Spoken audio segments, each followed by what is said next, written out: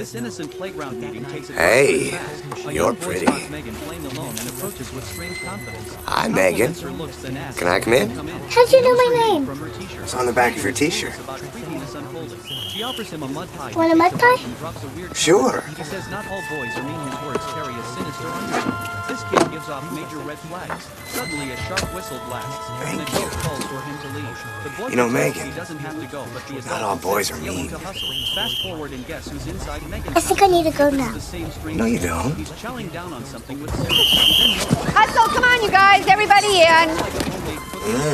Tasty. tells him the treat is for her mom. You like some syrup? Boy demands it anyway. Syrup, yeah, that's the best part. Saying that's tough luck, pal.